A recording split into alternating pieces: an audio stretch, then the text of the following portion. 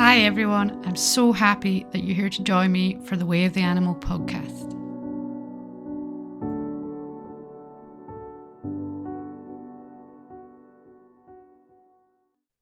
So for today's podcast, I've got Alastair next to me, but we also have on our call, we have our friend from Florida who was mentioned in our, what was it, Why Do We Overcomplicate Things podcast, who suggested that topic. This is Abilio, and actually, we've never met you in real life. We've known you over 14 years. We've never met in real life. And actually, Alistair met him through gaming. I did. And it was, I mean, you can tell the story, but I think what really brought you together was, I think Abilio lost his job and you I was out damaged your knee. hurt my knee. So you were gaming a lot together and became sort of a bit of a support crew together. Yeah, I can't believe it's been that long. It's been a You long. Shep, I should send you a small bronze statue of me, so to commemorate the fact that you supported me, mentally all these years. Normally I'd just be like, no, get out of here, dude. See ya. And we also had a little discussion because we still call each other by our gaming names. Yes. So if Abilio calls Alastair Shep, that's his gaming name, and also Abilio's gaming name is Relish. So 14 years of calling him Relish. Yeah. It's hard to say Abilio. Not.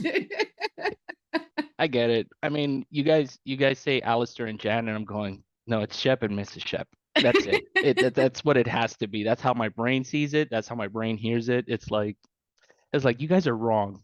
The person on the podcast is wrong. It's Shep and Mrs. Shep. Yeah, that's the way it is. And it's interesting because, I mean, even as a topic, it's interesting because, like we said, we've all never met in real life, but we have been in a group chat with a few other buddies that you made online gaming as well, and we're a close group. We support each other, through the highs and through the lows. We're there for each other, and I think it's pretty cool to not have met people but be that close. Yeah, well, I mean, it's pretty easy to say Relish is probably my best friend, and like, I've never met him. You guys don't see me, but I'm blushing right now. You guys stop it. Just don't say those kind of things. But it is, like you say, it's weird because I suppose it's a thing of the age we live in. Make us sound like old people. That like when you meet people online and then they're friends, and like you speak to other people, and it's like, oh yeah, I'm a friend online. No, I've never met him. And they look at you like you're a bit strange.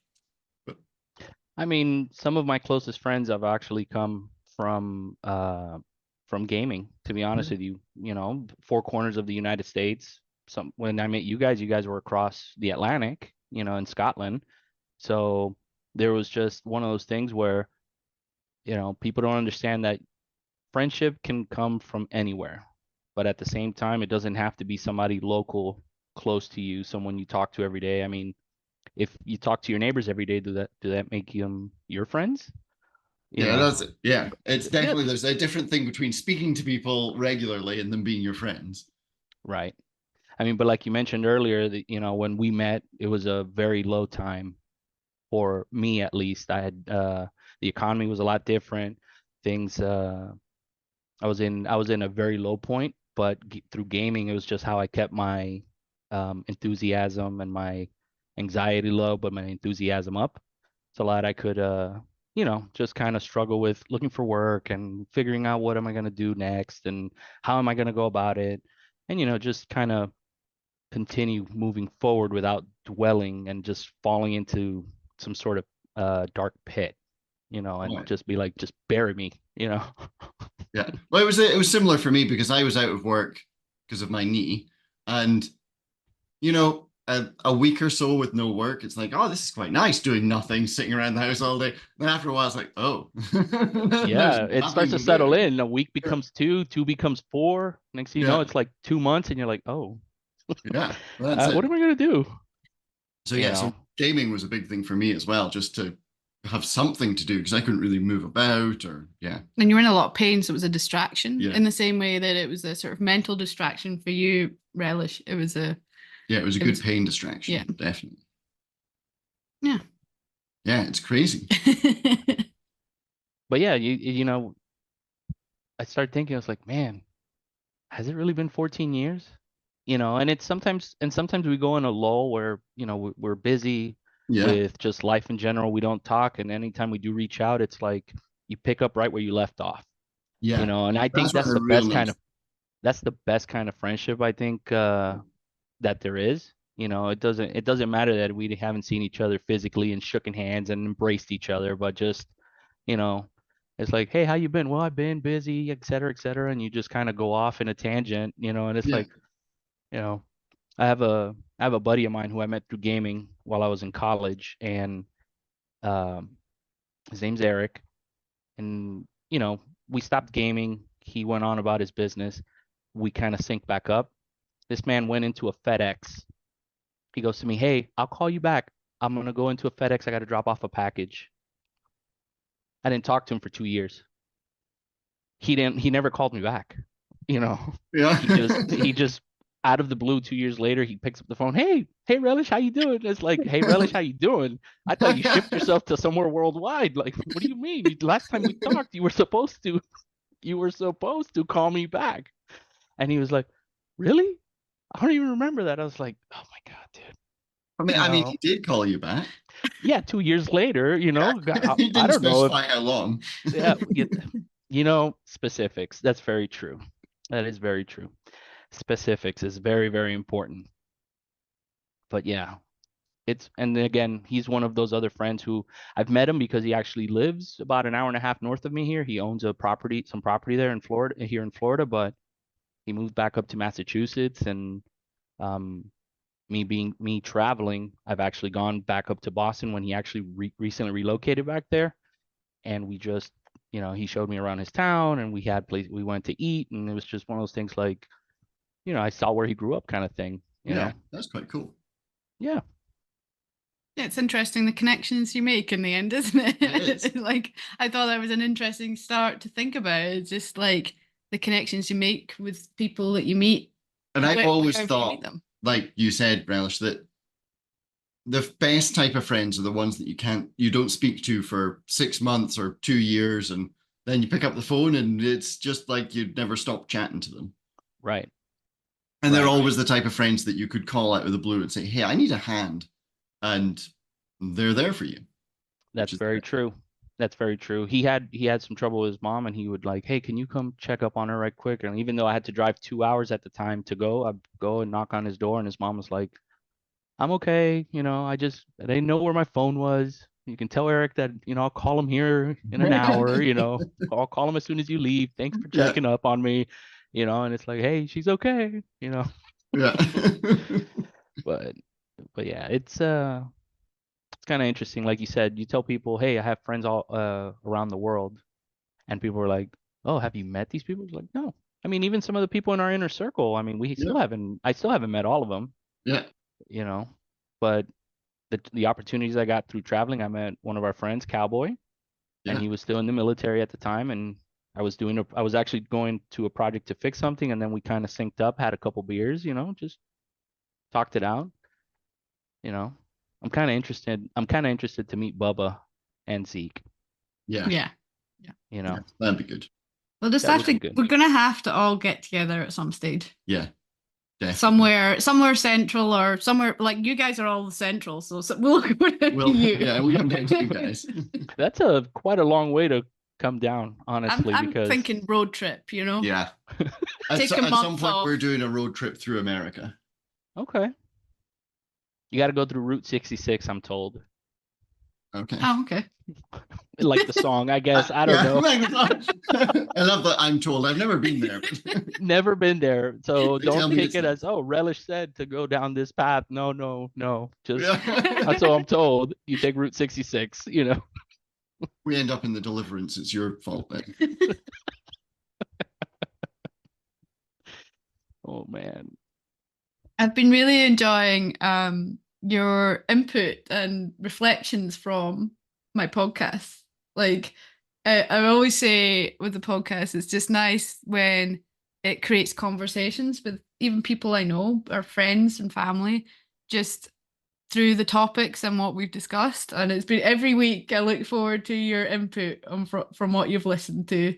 So it's like you're my biggest fan, the podcast biggest fan. I just love it. I look forward to the interaction, the conversation that we have because of the podcast.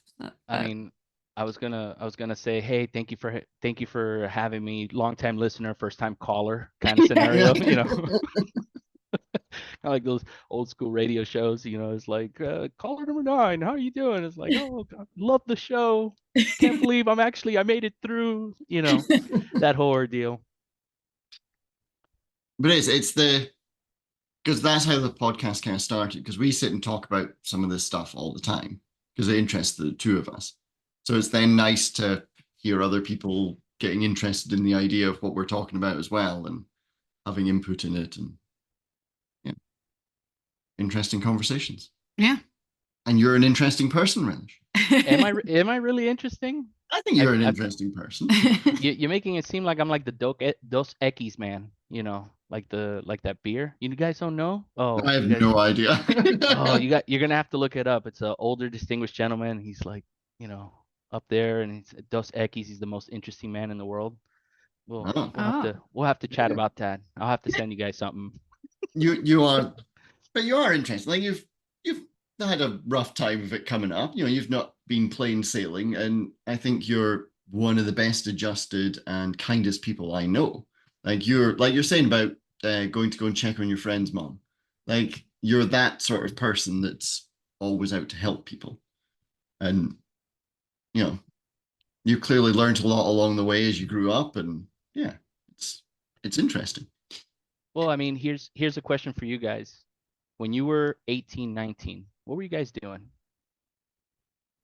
When I was 18, I'd already met Mrs. Shep. Damn it.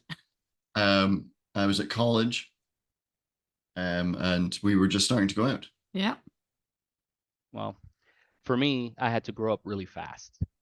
You know what I mean? I didn't get a chance to, I didn't, and it's not, I didn't get a chance to do what normal people do at that age between 18, 21, go out, party, you know, don't know who, what, where, when, why, and how I ended up here kind of scenario.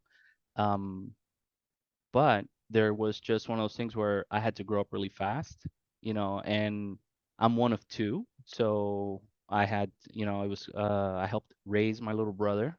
You know, he was at that stage where he needed a quote unquote father figure. So I taught him how to like drive, I taught him how to shave, I taught him how to, you know, take care of himself and just kind of do that. And again, it's I was put in a position that helped me grow, Yeah, you know. And then during that time of my life when we met, I had to do even a lot more growing. You know, it's like it's definitely one of those things where you just don't know when the call sign's going to come your way, and when yeah, it does, it's how do you approach it? You know, and it's kind of like when we talked about why do people make things so complicated? yeah. I mean, you don't have to you don't have 17 pulleys. You just need the one, you know. Why are we going to try to lift something, take it away, go put it somewhere else when all you really needed to do was just pick it up? All that was the whole intention, was just get it off the ground, you know. And then of course, from there, then you build. And it's, I mean, it's like a snowball effect, right?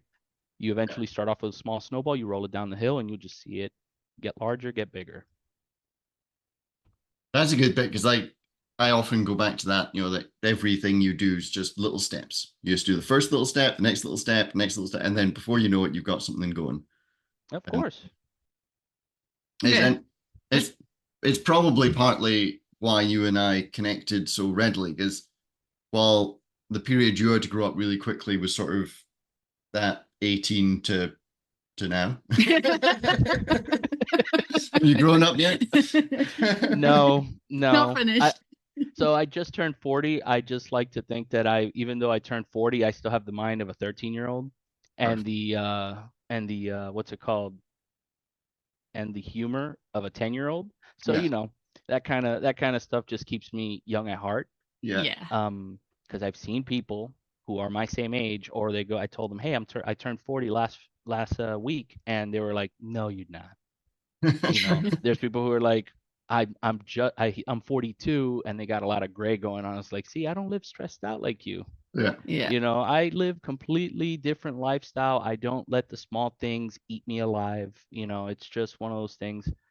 Actually, in my travels, there was an owner of a subcontracting company I applied for back in 2010 when we met, and this person comes up to this job site. He looks at me. He goes, "You haven't changed." Mind you, it's been 20, no, it's been 15 years, 14 Yeah. Yeah. years since that, Yeah. and he's like, "You haven't changed." And I was like, I told him the same thing. I was like, I don't sweat the small stuff, Yeah. and he's much older. He's like, "I'm so much older. I'm so much this." It's like, I don't know what to tell you. It's either good genetics or I just really, I let it all slide, you Yeah. know. It's like it's your attitude, I always notice it, and like even just with everything, it's just because we mainly message backwards and forwards, as a group, and it's quite enlightening, Yeah. and yeah, I just really like your attitude. And that's like some of the conversations we have post podcast. Yeah. Is like, yeah, I get that because I do that, and it's just, Right. it's, yeah, It's amazing that you let so many of the small things slide and you don't get yeah, stressed out. And I'm jealous. yeah, I know. No, it's so, don't be jealous. See, that's the other thing. Why Working get on to it. that point? Why get jealous? Yeah, You I'm, know? yeah, I don't actually. Yeah. No, I understand, but the thing is that when people actually say it, Hmm. there's a little bit of truth behind Oh it. yeah, Oh, absolutely. 100%. I'm You know what jealous. I mean? I do have that jealousy of anyone who doesn't have the sort of problems that I work through, which is the sort of overthinking, making small things into big things, overcomplicating things, all those sort of things. This is why I said that women maybe overcomplicate things more. Yeah, I See, think you see, had your wife listen to that bit, and I don't think she was very happy with Alistair. she was not happy. I made that mention. I specifically played that part of the podcast, and she was like, "Oh my god, I'm gonna wait until I see him. When's the next time we're going? When's the first time we're going? I was like, you don't have to. She actually just messaged me. She goes, I don't know what you let slide, but you know, I left you something there. I was like, okay, thanks. You know, you know, Yeah. that's another thing that I like are people who think they're smarter than you Yeah. with the innuendos. They think that double entendres and innuendos, and it's like, again, why make things so complicated? Can't you just be straight with me? You need something from me? Yeah. Don't beat around the bush. Don't No sugar cubing, no nothing like that. Just tell me what you want. Yeah. I like that. Like there's a lot, and I see it with work and things like that. There's a lot of people that just can't handle you telling them exactly what you want or what you think or how you would like them to do something. And the manager here, he's very straight. Like he tells you exactly what he wants. And if you do something wrong, he'll tell you exactly why he thinks you did it wrong and how he thinks you should have done it differently.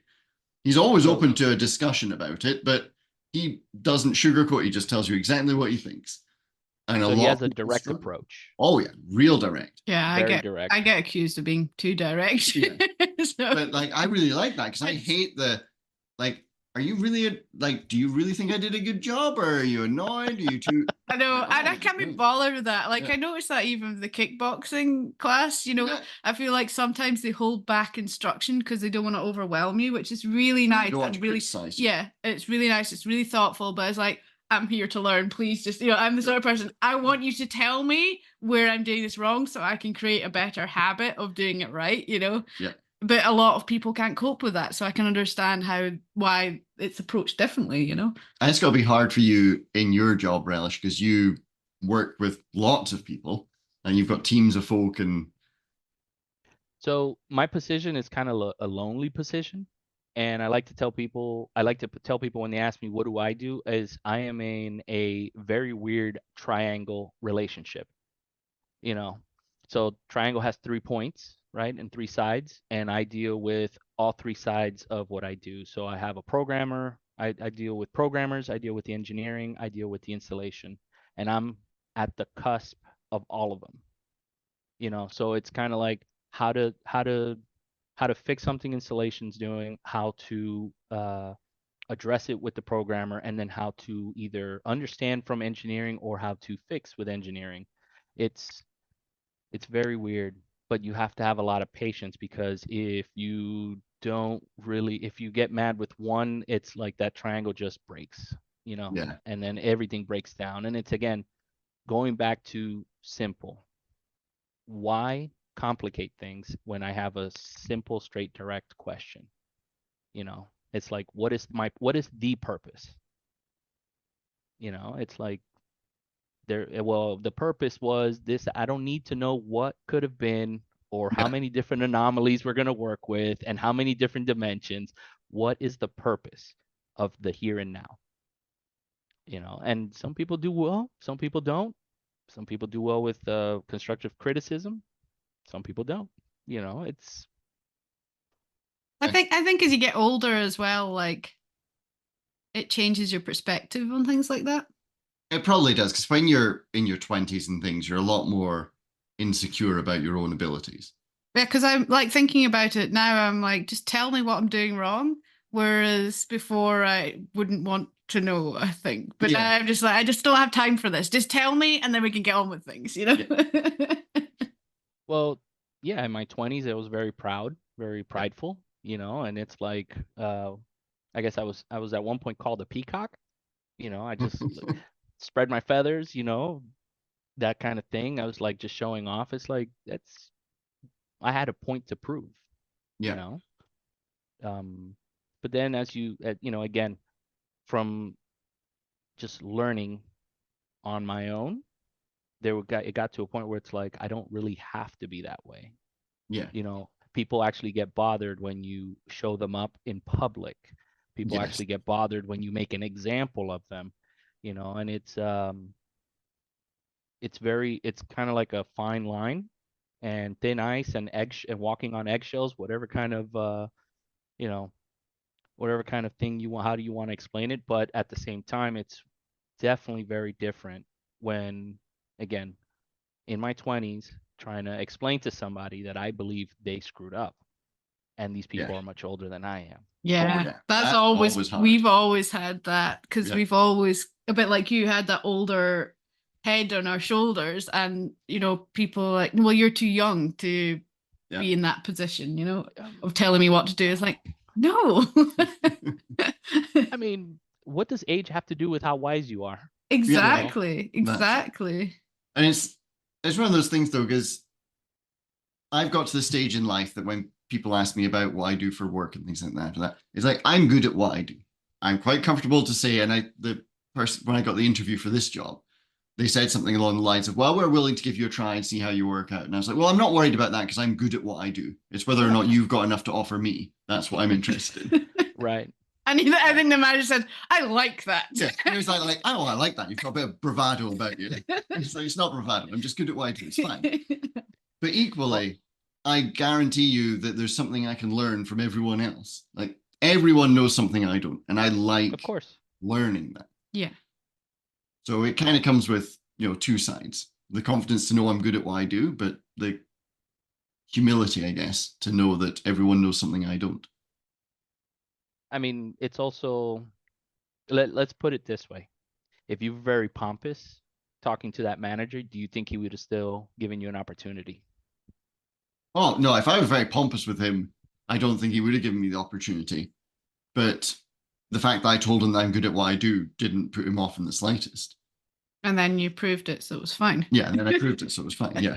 Right. Yeah, you have to be able to walk the walk. You have to walk the walk. You can't talk the You, talk and then just not do it. you mean you didn't lie on your resume and told them you No, know I how to didn't do lie it on my this, Y, resume. Z. Yeah. I had seen something recently where somebody gets this a technical job, and they put them on this 40-foot boom lift, and the guy's like, "Put me down, get me out of here." It's like, you lied on your resume, didn't you? You said you're willing to go up 40 feet in the air. It's like, no. And it's just one of those things, and his coworker's like recording him going, "Oh, look at this guy. He Yeah. lied on his resume." It's like, that's the kind of thing that bugs me. It's like Yeah. clearly you you need the work. You need to work to maintain a certain lifestyle, and then you tell a few white lies, and then you turn around and actually are struggling, or you're failing, or you think the place is toxic, that kind of thing. It's just, why lie in the first place? Yeah. I mean, I've Yeah. I've had I've had this issue where people, the project managers I work with would call me and ask me questions, and we're playing 20 questions, and I have to stop them and tell them, what do I gain from lying to you? Yeah. Right? To me, that is a very impactful question. Yeah. Yeah. It's like, what happens when you lie? You have to tell another one and another one, then you can't keep track of it, and then all of a sudden, where's the truth in all of this? Yeah. So I Yeah. have, again, cut it right off at the knees. What do I gain from lying to you? Absolutely nothing. A Yeah. headache. And Yeah. regardless, you're going to still have these questions for me, right? So, Yeah. Yeah. so It's It's interesting. It's interesting the human sort of affliction of not being honest and truthful. well, it's that ego thing, isn't it? Mm. It's people. Feeling like they need to prove Yeah. themselves, but then they don't actually walk the walk. Yeah. So Yeah. It's weird. I know. I think it's always my phase. I just don't have time for that. No, Like, not at there's all. so much more in life that's more important than that kind of nonsense. Like, let's just get on with it. that's true. I mean, but some people were expecting a different reaction. When they ask you a question, they're expecting you Mm, to get defensive or uneasy or yeah. nervous. And it's like, why? Yeah. You know? That's it. As we get that a lot of work, someone breaks something, and quite often they won't say anything about it and they'll just put it away. And then you go to get it's like, oh, this is broken. Like, wait, when did this break? Oh no, I don't know. I don't know. And it's like, tools break, like equipment Yeah. break, things break. Like that's Yeah. whatever, that's fine. But I don't understand the fear of saying, oops, broke this. And even if I did something wrong and broke it, it's like, well, I probably shouldn't have been doing that. I was trying to get this done and I used this wrong and broke it. And oh well. Like, I don't know. Because what do you gain by But is it like a safety then thing, like feeling safe and secure in your job, and then like when you're making mistakes and breaking things, like do you maybe fear that you're going to lose your position? So is that like a sort of it, that side of it? it could be, I suppose. And that's the benefit I suppose I have. And I imagine you have a fair benefit of being fairly safe in your job, Relish, because Very good at your you job. are. No, listen, I tell people all the time, I fail, and I fail often. Yeah. Yeah, Okay. but To you me, always fail, fix it. well, but I have to fail first. Yeah. And to Yeah. me, fail is an acronym for first attempts in learning. Yeah, absolutely. Totally. Yeah. Yeah. So if But I I don't don't think fail, I don't learn. Yep. I mean, failing is really interesting. Is it failing, or I actually really liked when I went to a dog, well, it's a dog sort of training thing, and we were talking about like when we're working with the dogs, and then you make a mistake, or the dog makes a mistake, and it's actually a mistake. Mm, So it's like you were saying, Yeah. it's like that sort of, it's not a mistake, it's a mistake Yeah. on what you're doing. It's just like having that it's just gone a little off course, and then you just course correct. Yeah. right. And it's having that ability though to actually course correct after the mistake. I think that's the problem. Some people, like, they just freeze or they panic and don't Yeah. actually solve the problem that has come from making a mistake or things not going the way you expected.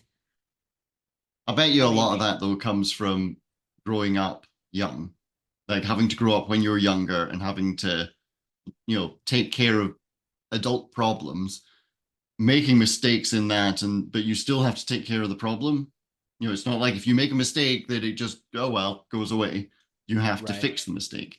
You have to fix it. You absolutely have to fix that. If you, even though I had people I could rely on, again, it's that in my 20s, being proud, not having to ask somebody Mm-hmm. Yeah. to help me. Now, as I grew up, I was always the first type of person to be like, I need help, and I reach out, Yeah. Yeah. you know. And it's important to realize that if you are in deep trouble, or is it going to get you into more trouble, or can you actually have somebody help you? And again, it's going back down to that basis of why complicate things? Yeah. Mm. Make it simple, you know. And there's always that fear of asking for help. And I think actually people would willingly help anytime. It's just like understanding that it's not failing asking for help. It's Yeah. actually a great way of dealing with the situation if that's what's needed. And it's not So necessary, and it doesn't necessarily have to be like, say it's a money thing, they have to throw money. It's more like, I don't understand, I've made the mistake, and then someone actually explaining it all to you and helping you figure it out. Rather than, some people think that the help should be, oh well, just a handout and it's problem solved. It's more about understanding where it's gone wrong and figuring out with help how to solve it. Yeah. Yeah. Yeah. More guidance that way. Guidance, yeah. Yeah. I mean, have you ever asked somebody for two favors and you know they're going to get an answer for no out of one of them?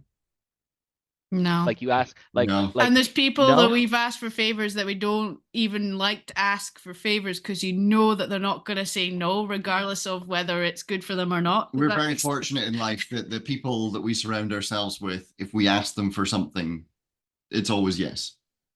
Oh, okay. I Yeah. mean, the example I was going to use is like, Shep, I need $1,000. Okay. No, see, that's not what I was expecting. Most of the people I've interacted with, they go, no.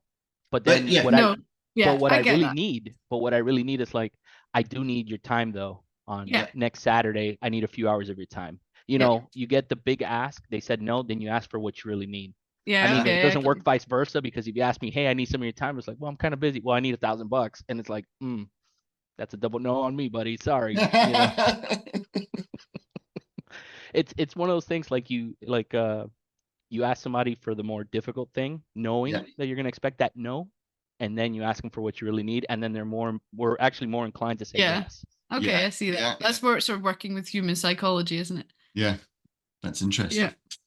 No, we're too direct for that. Yeah. But like I said, we're just fortunate, and there, like it sounds like there's a lot of people. There's not a lot of No. people that we would ask for help. No, we don't But have a the lot of ones people that we would ask for help, I don't think they would ever say no. No. So Do you think it's kind of weird that they just blindly say yes? no. No? But I think in the same way, I think we would do the same for them. Yeah. So it's reciprocal. So Yeah. that word reciprocal. Yeah, we're just think gonna so. gloss We're over gonna that. go with that big word. We're gonna go with it. Yeah. So another question: relationships. Do you think it's a bank? What do you mean by that? Oh, interesting. Like Okay. paying into a relationship. Okay. No. So for example, I do you a favor, and I store Uh, that, you owe. right? Oh. And then you owe Uh, me. Then you owe me, and then I'll come back and cash in, so to speak, on that favor. no, No. but I do have that sense if someone has done us a favor, I Want to do something. want to do something in return. Yeah. But not because I feel I have to. It's just it's like that kindness. The kindness has been given. I want to give the kindness back. It's like a Yeah. It would be, I think, the same way if someone was constantly asking you for help. After a bit, you'd probably want to sit down with them and say, "Look, like what's going on? Yeah. There's something Right. more here going on. You need bigger help." Yeah. So, Mrs. Shep, do you think that it would be a form of peer pressure, always wanting to, pay in and like No, deposit and withdraw? no, it's not peer pressure. It's literally I like to share the kindness back. It's like it's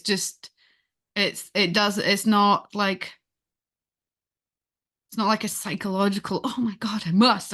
It's just like, oh, it'd be really nice to do something nice for them because they've done something nice for me. It's just, and if that is going around with a bunch of flowers and, a cake I've made, and it's not the same action they've done, but it's just like, I want to appreciate that they have gone out of their way to help us in some way, But then I'm going to build on that is, what if you're having one of those days and they ask you during one of those days when you're just completely socially drained or completely abolished because of your work day, work week, and then again, would you have that same With That same type of. close friends, I would always drop anything no matter how I felt, and I would help them always. And for things where, I run it through my own morals, my own feelings. It's like for simple little things, if someone wants to go out and have a coffee and I'm absolutely exhausted, a friend wants to go out and have a coffee, and I will just, and my friends now, we have that kind of relationship with like, you know what, I'm feeling a bit overwhelmed today. I'm not up for doing anything.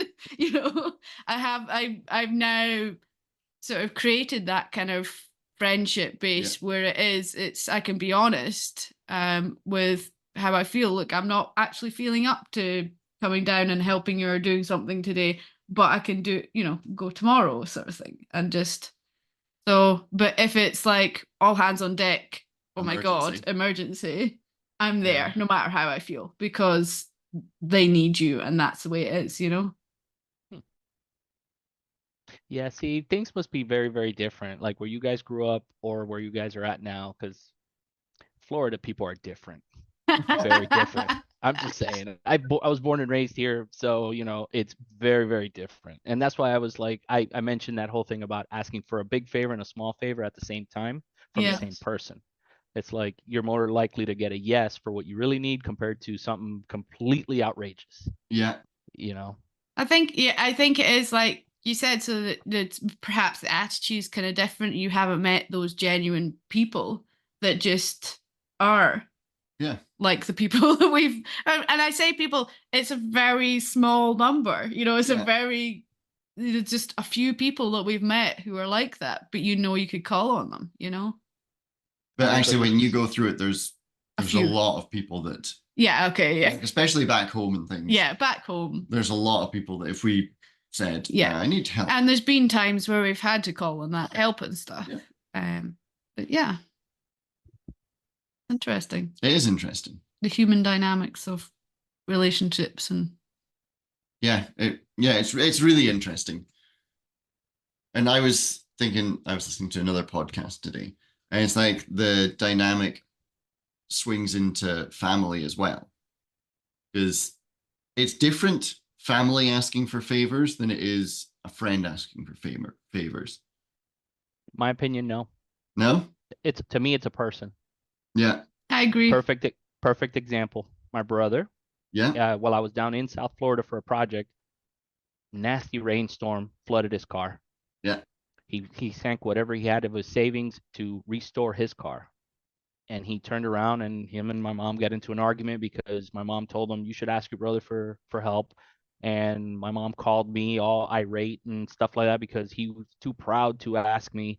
It's like, I'm not going to go. And I picked up the phone, I called him. And first thing he tells me is, oh, did mom put you up to this? Excuse me?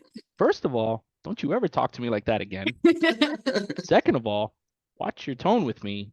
Third of all, I was just calling to see how you fared out. I understand that your car was flooded. Mom showed me the pictures, and where are you coming out of this with aggression? Like, I'm trying to find out how you're doing with this situation.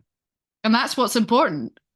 More than the car or anything else, because that's a problem to be solved and help with. But it's like, how are you? Yeah.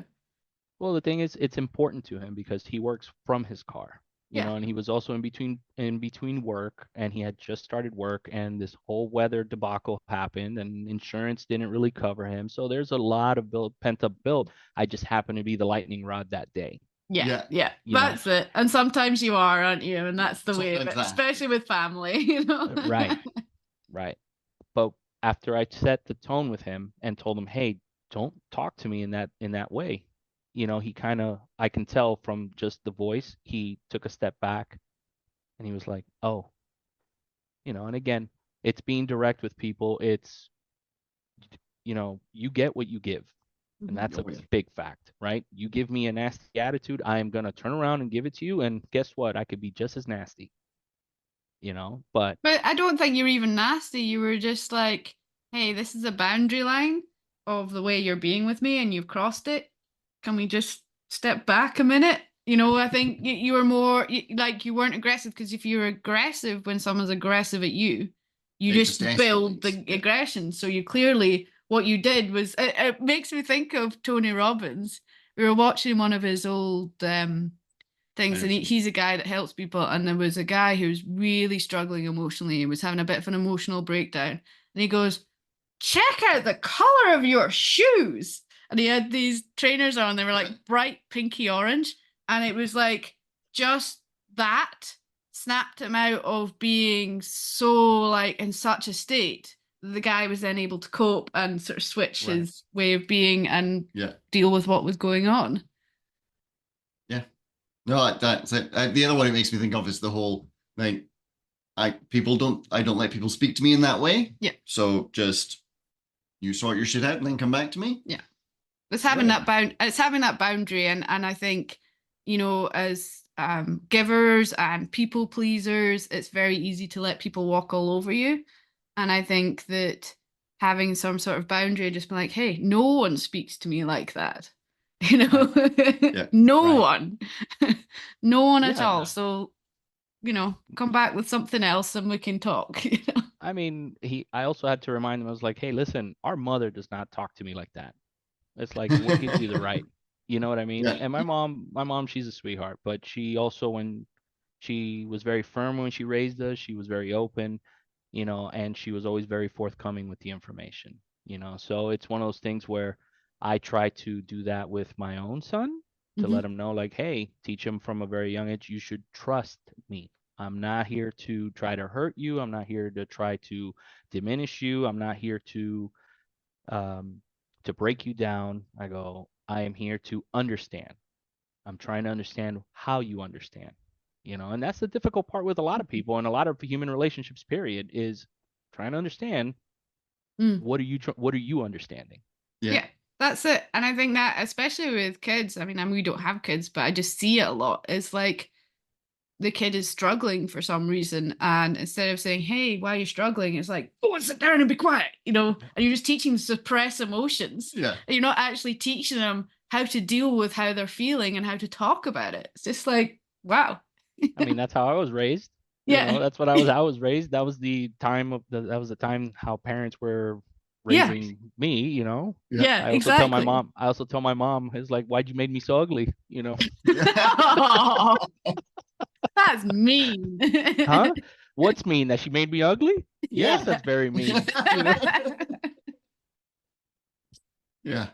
You know, it's like, you know, and again, I see some stuff on social media where it's like, Mom, why'd you have me? I didn't want to pay bills. This is your problem. You know, this is your fault. It's like, why are you putting the blame? I go, can't you just make the best? You try to make the best. And I understand not everybody sees it that way, you know, but you have to try to make the best of your situation. And again, not build this complete mountain out of a molehill kind of scenario, you know, and try to also, you know, like you mentioned, take small steps, get a few wins in, build that confidence, and then push forward. And it's your attitude as well, and what you're focusing on, you know, with what you're thinking about. You know, if you're constantly in the problem, thinking about the problem, making it bigger, but you do a really good job of just having that attitude of, okay, well, I'll figure it out.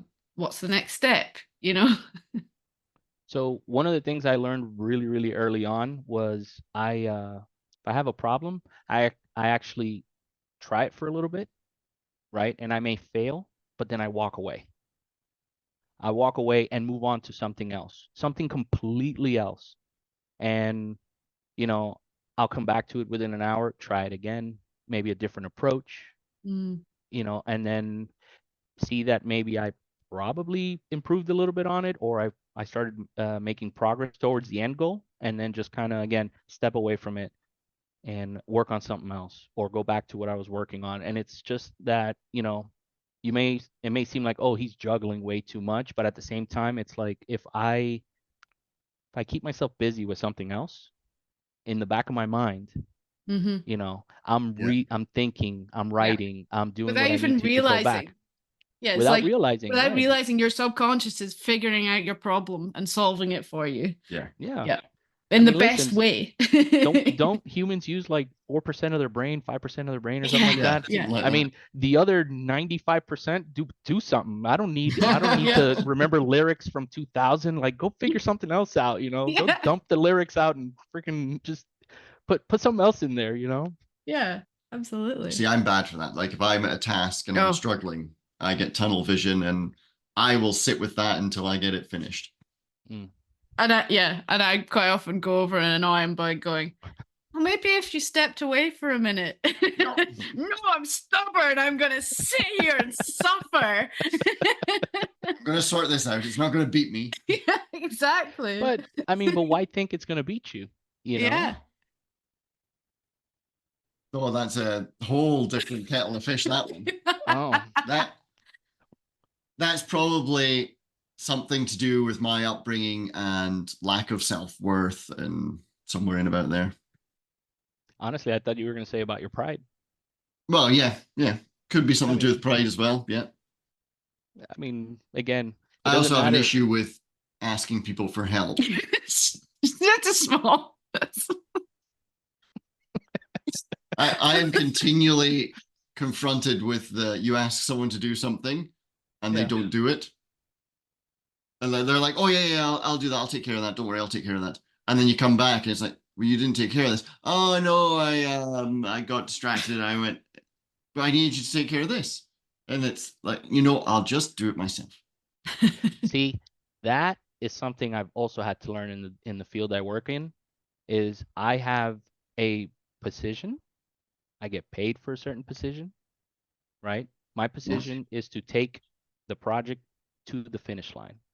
Now, if I see there's an issue with something, again, that weird triangle I'm in, if I'm at the front of the project, there's an issue with engineering, I try to get with the engineering team and kind of fix that or get ahead of it so we can get the right parts in place. Yeah. If installation is a problem, I have to then go back to the installers. Now, this project I was working in down in Miami, I fixed a lot of stuff myself, and it was surprising to the project manager that I myself did not just file a complaint and say, bring somebody here and fix it. I would fix it myself. Again, we have timelines. I don't need to be babysat. I don't need somebody there with me wasting their time and mine. I just have to get things working. But when there's issues, I do turn around and I stop and I tell them, hey, here's what we have to do. Here's what I think we should do. And I let somebody else make that decision for me. Right. If it falls on my plate, I do it. But if it's gonna require partnership, I have somebody else figure that part out for me. And it's very similar across the way. I mean, even Boo Boo and I, we have similar responsibilities, but we also, it's like sometimes I have to do 90% of it. Sometimes I only have to do 10% of it. But it's that push and pull like the waves, Oh, yeah. It's having that reliable workforce or partnership, relationship, friendship around you, knowing that you can count on them to do what's required. Yeah, definitely. And they're like, I rely on you doing stuff. Yeah. I'm pleased to see that, when you need the help, I am called upon, and we're so used to working with each other that it gets done without hardly any communication, because it's just like some sort of little ballet dance of, and it's done. It's like problem solving in the field, when you're hitting a problem. So we'll be moving cattle or taking out single cows from a group or whatever. We'll have a plan, but then it changes. You're working with animals, so things change. And it's just like, without even saying anything, there's sometimes a look, but sometimes there's nothing. We've created a new plan together, separately, together. Yeah. And it just starts happening. I'll do that now. I'll go and do this instead. Oh, yeah. I mean, even in the field I'm in, you have to plan to fail. Oh, yeah. Oh, yeah. Well, yeah, you have the contingency plans as well, don't you? I mean, it's like with the moving cattle. Okay, we're aiming for this gate, and a cattle's a great one because it's like very simple. We just want to aim for that gate to get them into this field. But if all goes wrong, we can go through that gate, or that gate to get there. So one way or another, we're going to get them there. Yeah. Right. It's just Just have a plan and then adapt. I mean, it's very, a lot of people don't understand that, is that, again, keeping stuff simple, even with your plan, is Yeah. you plan to do certain things to, again, build your confidence, build that inertia to keep moving forward. And then, of course, growing up, I was always told, like, oh, you plan to even walk. It's like, well, yeah, because you never know. If I imagine myself walking in a pond and a stone is there, and I don't know if the stone is solid, if it's floating, if it's gonna sink, I have to call out and think about all these other scenarios before I actually take that next step. Yeah. And it's kind of taxing because you're like, oh, oh my God, you think about everything. Somebody has to, Yeah. Yeah. And do you ever take time to just be free from that and let the plans fall away? Absolutely. Yeah, Absolutely. that's interesting because I'm like I would say in my last few years or so, maybe longer than that, is like my planning was a type of controlling that was my way of keeping the chaos at bay and keeping my world the way I wanted it to be. And like obviously I started to realize, oh yeah, you can't control all that. That's exhausting. Through the planning was that trying to control, but I've become a lot more free about that. I mean, Alistair's a very good influence in that because he's extremely spontaneous and doesn't care about a plan, and sometimes he has them, and in fact I feel like you plan a bit better now. Definitely, you've made me plan a bit more. It's like we've got the balance. I'm definitely of that. I'll just go and start this project and I'll work it out as I go along, and if there are problems I'll deal with them and move forward. See, many years ago, I saw this meme that says, "My inner circle's so small, I start talking to myself." You know, that's that's Yes.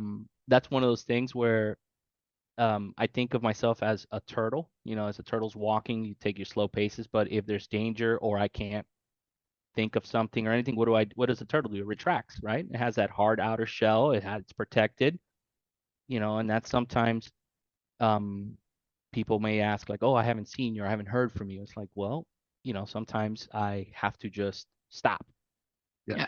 Yeah. sit down, kind of cut people off, not to be rude, but it's just really just kind of cut things out Mm-hmm. and revert back to a sense of self. Mm-hmm. Because if I can't be myself, how am I going to be better for someone else? Absolutely. And I think a lot of people spend their whole life so busy doing that they never come back to themselves and they don't realize that they're just doing that. Yeah. It's one of the most important things. And I think like for me, I'm the same. It's like sometimes I'm just no, I'm like, nope, just no more people. I just need me for a bit, Yeah. Yeah. And there's nothing wrong with that. And No. there's absolutely nothing wrong with No, that. we And get some people don't chastised for understand that. Yeah, It's that exactly. whole thing. How dare you take time for you? Well, without me, there is nothing, And again, that comes back to asking when people ask for favors, right? If I can't help myself, how am I supposed to help you? Yeah. Exactly. That's like the airplane thing. Put the mask on yourself first. Yeah, in the airplane. Right. That's very true. Yeah. I mean, as much as I love to help my kid, but I got to breathe first, bro. It's just definitely one of those things. Yeah. Not for nothing. Your life is just as valuable as mine, but just a minute. Just give me a minute. Let me put this on. Yeah. But yeah, and it's missed. I think it's actually, that's the most important point you've made today. Yeah. It's actually cutting things off and just being like, right now I need me time.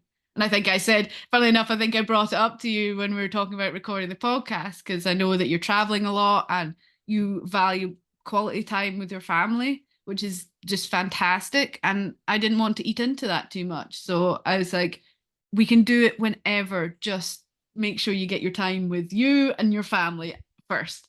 And then we can figure this out, But then it also comes down to that planning part, right? It's you tell me what you're trying to when you're trying to target, and then I will go ahead and arrange what's needed.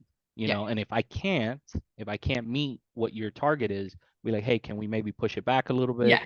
Can we try, But there's so many morning? people that won't do that. And that's why I struggle to schedule things with people, because they'll do it at a time that isn't convenient, and then they're distracted and not actually here for doing whatever you want them to do. And, that's just, it's rubbish. Yeah. This is the setting boundaries, people actually setting boundaries. Setting boundaries and being direct, no, that's not a good time for me. Yeah. But, So now I trust that you can do that. So that's great. I mean, why was it ever a doubt? Why was it ever in doubt? Because you're really nice, and you're another one of these people that, hey, Relish, can you do this for me? And you do it. You would do it. Yeah. Relish, can you drive 2 hours out of your way to go and check on my mom? Yeah. I mean, sure. She's gonna bake me something too. Yeah. Can you call her first and say I like brownies? Let her know that I like brownies and I'd like to take home a batch. Yeah. No, I mean it's again weighing all that stuff. If I didn't have anything going on, I'd say yeah. Yeah. I'd be like, hey, yeah, I can do that, no problem. Yeah. Pack up, just kind of make it an adventure kind of thing. If I couldn't, I'd be like, sorry, man, I can't. Well, this is it. And I do think that's a bit of an age as well as an age, as in we've learned from experience that, you do you figure out what you need and you do what you can do, but sometimes you can't do everything that other people want, and that's okay. That's very true. I mean, again, I need to figure that one out. Yes. I mean, when it comes back to planning stuff, again, it's, now that I think about it, if you ask me when I was in my 20s, hey, go do this, I'd be like, no, flat out no. It's out of my way. Yeah. But after learning and after years, it's definitely one of those things where you just kind of, people are like, oh no, actually I'm helping my parents, but I can help you after this. I was like, you know what? You're helping your parents? Don't worry about it. Yeah. I will figure something else out. Go, and it comes back to like when you said, it's like, hey, I don't want to interrupt your family time. I don't want to interrupt your quality time. It's like, if I'm asking you for a favor, it's also one of those 50-50 things. If you can, great. It makes my life easier. If you can't, that's fine too. I'll figure it out either on my own or ask, hey, maybe someone else. Are you, well, not someone else. If that's the person that I need help from, it's like, hey, this can actually wait. Can you try some other time? Yeah. I'll make it convenient for them to be like, hey, you tell me when can you help me? I'm the one asking you for help. I'm trying to interrupt your day. Yeah. It is, but that's the difficult thing, is because we would expect you just to say yes because you're that type of person. Yeah, well, sometimes I say no, and when I say no, people go, huh? You say no? Like, hey, that I know 2 languages. No. Yeah. In English, no. In Espanol. Yeah, that's it. Yeah. Well, I really appreciate you coming on, and I think we have a lot of really interesting conversation there. We do. I'm really pleased with it, and I'm always impressed at what a well-adjusted person you are. You're gonna make my head bigger than what it is, and it's definitely one of those things. Like, I appreciate it. I thank you guys for inviting me, and actually asking me to be on this. Well, like I said, it was all the interesting conversations post every podcast that we'd had. Yeah, well, that's how it started. It was interesting conversations with us, and then we're having interesting conversations with you. So then it's, get them on. Let's have conversations together, because it's that thing. This podcast is what it is, which is what I've always said. And I think, like, if anyone listens to what we've spoke about and just gets a sense of, oh, I do that. Oh, well, that's how I can help myself, or oh, that's interesting. I've seen that before. And it just opens the mind to more than what you perceive. Yeah. And even simple things like it's okay to take time for yourself. Yeah. And how important it is to take time for yourself. Like, I think that's the key message, That is one of the things that I learned on really early is, hey, if you can't help yourself or you won't change for yourself, how are you going to be with someone else? And that goes either for your friends, for your own family, for your partner, whatever the case may be. I mean, even with your animals, right? If you're not kind to yourself, how are you supposed to be kind to someone or something else? Yeah, how you're being is everything. So look after yourself first. Definitely. Well, thank you so much. That was a really interesting conversation. It was good.